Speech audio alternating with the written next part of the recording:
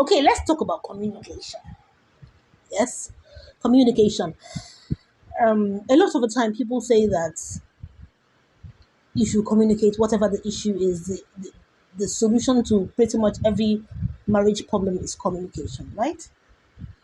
But what they fail to say to us, what they fail to tell us, what they fail to tell you is that there are different forms of communication, right? Some forms of communication are not all right with everybody. Now, when you learn that there's a way women communicate, for instance, and there's a way men communicate, different from either. And then there's a way Mr. A communicates that is different from the way Mr. B communicates.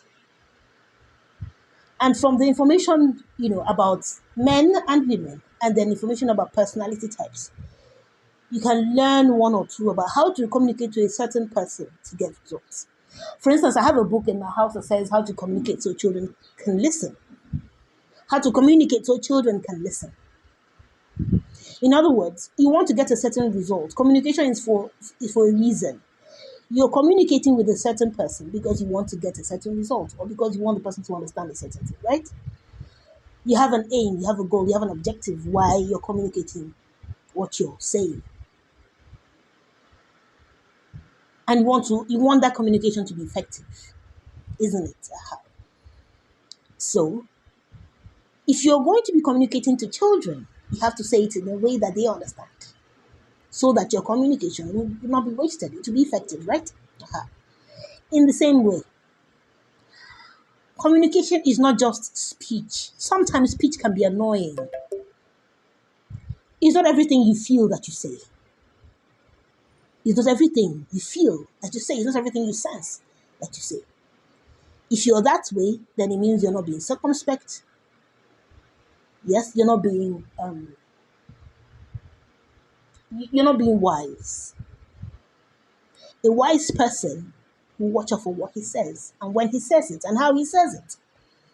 Even tone, something as minor, you may say, something as minute, not minor, something as minute as tone can go a long way in making your communication effective or not effective.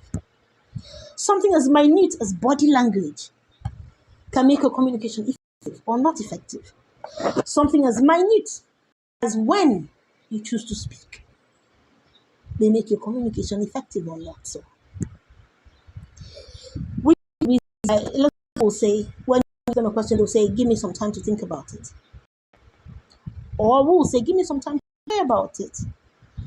When it has to do with spousal relationships, you say to yourself, perhaps you may need to say to yourself, let me pray about this. Let me take this to the Lord. Let me present this matter. And to present this matter. In how he will show you tone and language. So when you craft your language is what makes the difference. I hope you don't like this because this thing, once you get the idea, then the Lord will begin to open your ears and your understanding to them. Then gradually become better and better. And once you start to make the effort, trust me, your spouse usually can see that. Sometimes all they ask is just the effort. Have you ever been, upset with someone and all you want to see is effort? You're not asking for perfection. And you know that once there is effort, it will keep getting better. So you see, they say communicate. And then you come back and you say, he doesn't even want to listen to me. He never listens to me. He doesn't want to hear what I have to say. Most marriages have been broken based on this. But you see, when you open your mouth to learn about small things, the Lord will begin to show you insight. Bring you insight. He will begin to bring you insight on matters of communication to do with husband and wife. How best to communicate, how better to go about it. Entire industries have been built on this. Books, fantastic books have been written on the subject. If you go on YouTube, there's so many resources on the subject.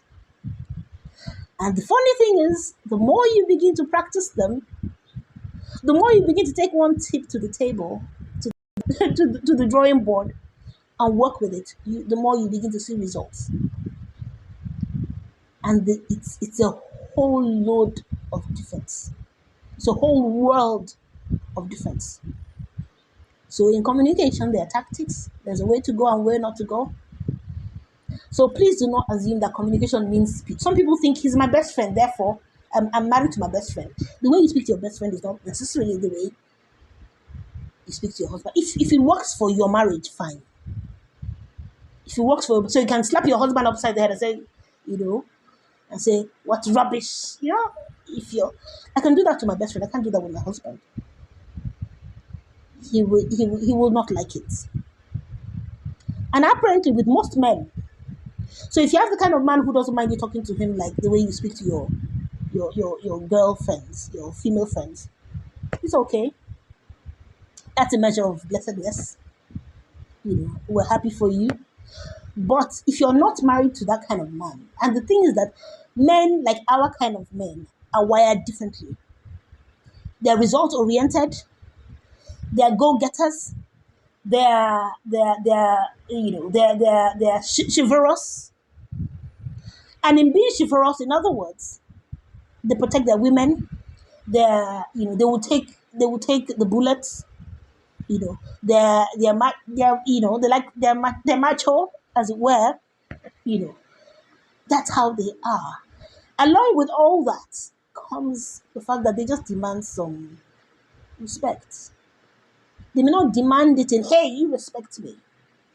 But they may demand it in quiet,